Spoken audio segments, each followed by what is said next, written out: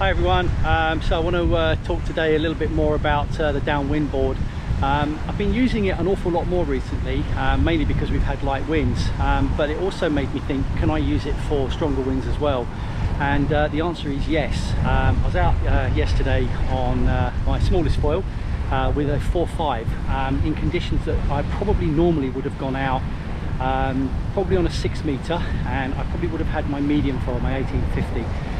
But I went out on my 6, I got absolutely blown off the water, so I went out on a 4.5 with my smallest foil, which for me is a 1550 with my small tail.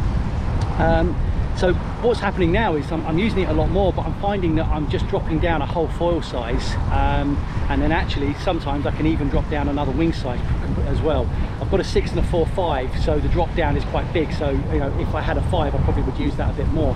But it basically just answers the question of can these boards be used in pretty much all conditions, and could you possibly have a downwind style board as your only board? And I'm going to say that probably for about 80% of us, then yes. If you're on sort of conditions where it's, you know, it's chop, it's not massive chop, it's not you know, really steep chop, and you've probably got a little bit of rolling swell every now and again, wind conditions from sort of like 8 knots all the way up to like 25 knots, yeah, I'd say absolutely yes. They're not the easiest boards to use, they are quite difficult to start.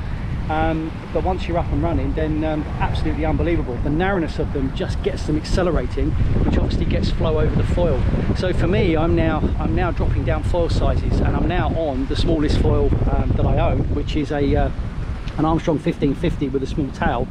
And it's actually now making me think that for the days when it's sort of in a 20 knot range, I might even look at going down even something smaller, something like a 1250, or even maybe even slightly smaller than that, because I can actually get them going.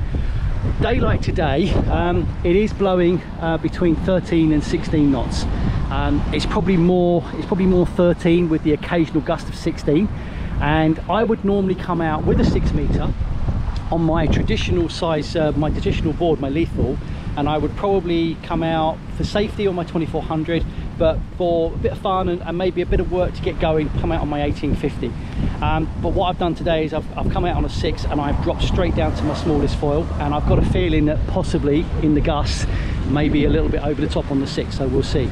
But that is my my observations, that really these downwind style boards, I mean, I use mine for everything now. I use it for downwind, for wind foiling.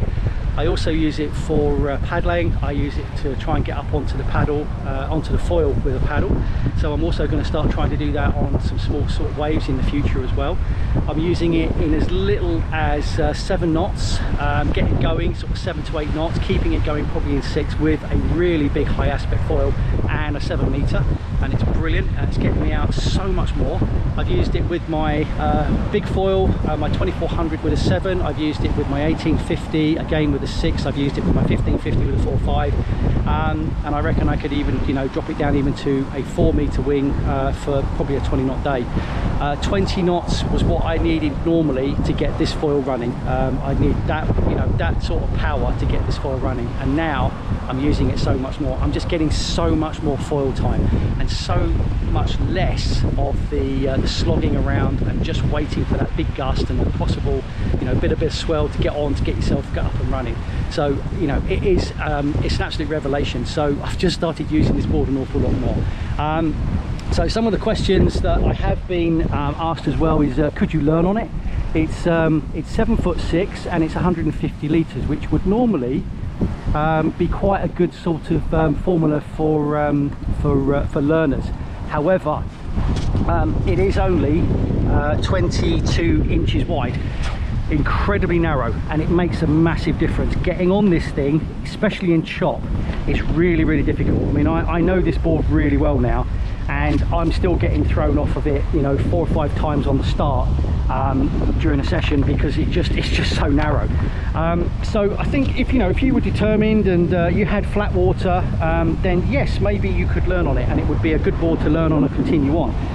But I'd say that for people that have already learned, they're already good at getting on their feet and getting up onto the foil, then absolutely this is definitely something to look at. The light wind side of it is absolutely incredible. I mean, it just gets you going. However, I've now been finding that even in the stronger wind stuff, it's brilliant. The getting up on it in chop is difficult, but it's not impossible. So you know, that's something that you can learn to do. But if you just want to cruise around, get your jibes, get your tacks, you know, do that kind of thing, then I'm going to say yes, this is definitely something to consider, and possibly as a single board quiver as well. It's quite a light construction, most of these downwind boards are, so I would say that jumping is probably not going to be something that you should do on them. I'm not saying that you can't, but you know, having broken the deck of a normal board, I'm going to say that this would probably not last very long if I started jumping it. But you know, I was sort of saying to myself, I don't get the speed in order to jump. However, now I'm starting to use this smaller foil a lot more, I'm now getting a lot faster. So you know, maybe jumping would be something. But again, if I was on my traditional shaped lethal, I just wouldn't be getting going. So I tend to come out, play safe, and I tend to come out with a bigger foil than most of, you know, that I probably need, because I just want to get up. I don't want to exhaust myself with this constant, you know, trying to get up onto the foil and pumping and stuff like that. So this board now has just got me out so many more days, so many days when, you know, it's marginal, I've got up and foiling. Okay, so those are days when I expect maybe that I won't get up because it's a marginal day. But then I'm coming down on days when, you know, the winds are up and down. It's summer here now, so the winds are a bit temperamental, and I'm sort of dropping off the foil and I'm struggling to get going, and you know, it's frustrating. Whereas this, I'm just getting up, and then because I'm now on the smaller foil, I've got so much more apparent wind, I'm going so much quicker, you know, I'm able to now drop down, you know, a wing size as well. I mean, I've got a 7, a 6 and a 4.5, so the drop, you know, from the 6 to the 4.5 is really big. But you know, I did it yesterday, came out on the 6, I was okay, but I was a bit uncomfortable at speed, so I dropped down to the 4.5. Yeah, it was a bit more pumping, but nothing silly, and I was up, and then I was absolutely flying, and it was brilliant. So smallest kit that I own, and it was probably 16 knots tops, maybe 17, but it definitely wasn't anywhere what I'd normally need. So now I'm out, you know, this now is my 1550, a 6 meter, having to work it, but look at that, straight up. And now I'm up, you know, there's plenty of apparent wind, I've now got loads of wind in the wing, and I'm absolutely flying. Now if I was on my lethal then, that would have been, I wouldn't have got going just then, I'd had to have waited for the gust, and that would have been probably, you know, 10 really hard pumps to get myself up onto the foil. And the thing about that as well is because you then feel you don't want to have to keep doing that, you don't really want to try anything because you don't want to fall in and then have to get going again. But with this board, I fall off, not a problem, get back on, and I'm up and running again.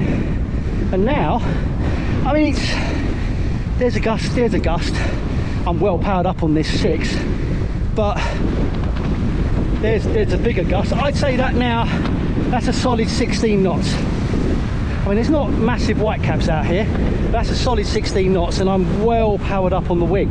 But it's not uncontrollable, but I know in that gust I'd actually be okay on the 4.5. So I'm dropping down wing sizes, but I'm dropping down foil sizes. And you know, this foil, this little 1550 that I've got, bear in mind, I mean, I'm 106 kilos, so you know, I'm not light, so this is a fairly small foil for me. I've had this foil about 1.5 years, and I've probably only used it, realistically, before I started this downwind board, I've probably only used it 5 times, and they've all been on very windy days, because I've needed that wind in order to get me going. And you know, then the conditions, because it's a 20 knot day plus, the conditions are usually a bit horrible because, you know, the chop's up and the chop is steeper and it's just not very nice. But you know, I'm out now in lighter winds with flatter water, slightly smaller chop, and I'm actually able to, you know, really enjoy, you know, just picking my way through and going for things like that. So you know, it really is just a revelation. This board just makes such a difference. And you know, it's yeah, it's 7.5 foot long, but you're standing right in the middle of the board. So you've got pretty much equal nose in front as you have behind, as you can probably see there. You know, I'm pretty much in the center of the board, so it doesn't feel that long. It's a very light construction, so there's not a huge amount of swing weight. It's not like you've got sort of like 4 foot of board in front of your feet. Plus also, because it's so narrow, it feels so much smaller under your feet. You know, it's incredibly maneuverable for such a big board. The difference is the narrowness does make it very, very twitchy, especially with the small foil.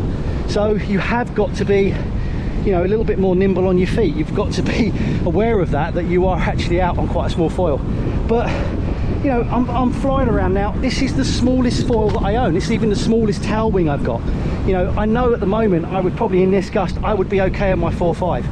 It's not that windy. It's not that windy for me to be using this kit. The board is what has done it. So right, let's try and get around a jibe.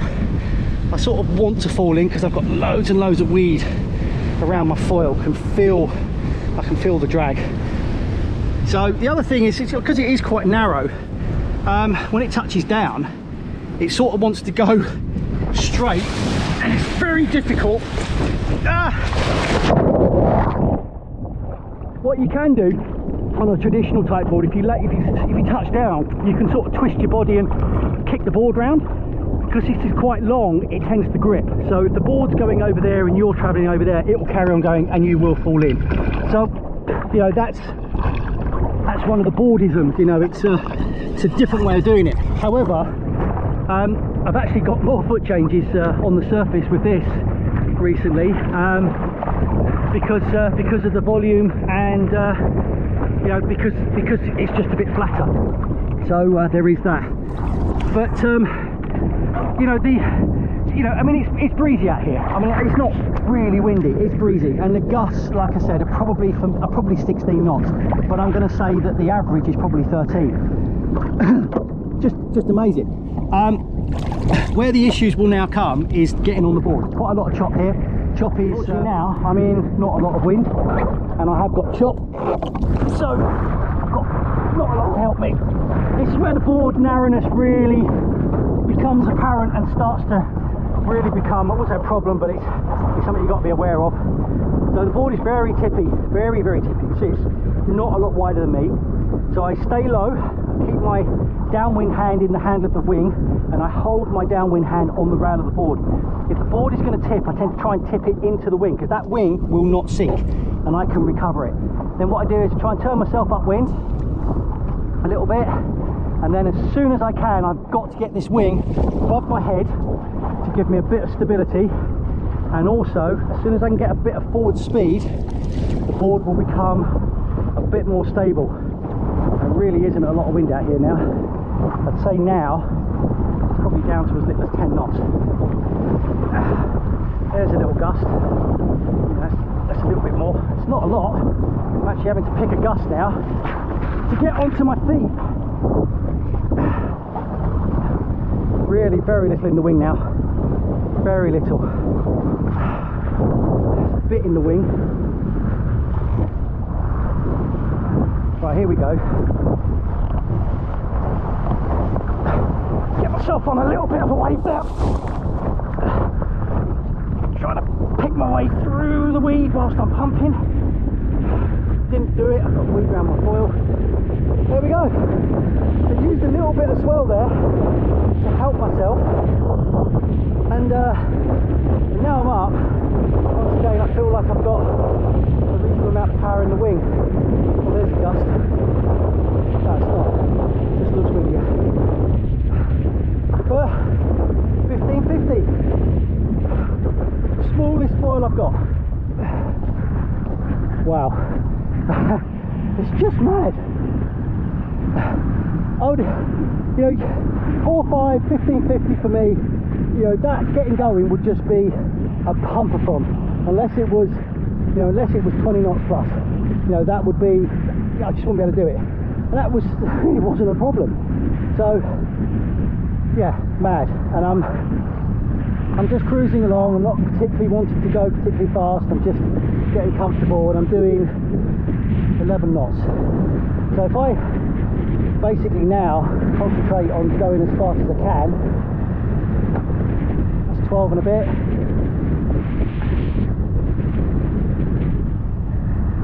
Feel the foil really lifting now. It's 12 and a half knots. Oh, I'm going to hold that down now.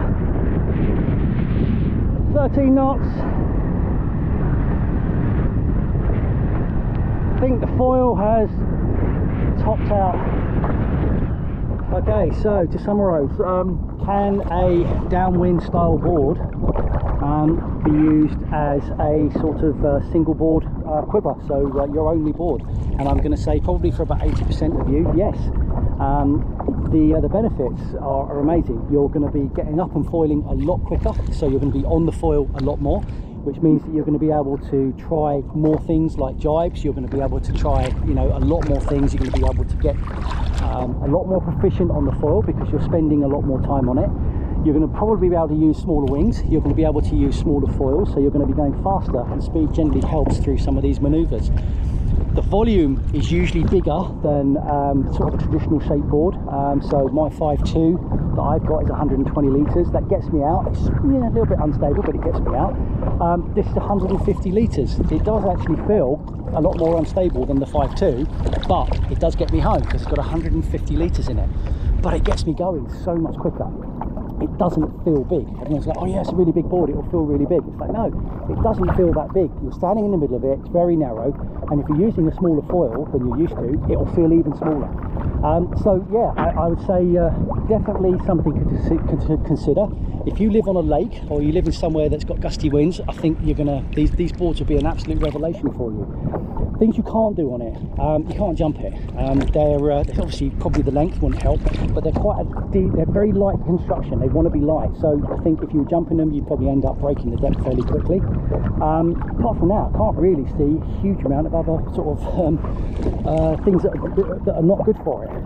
So I've been using it all the time. My other board's sort of pretty much become a garage queen now.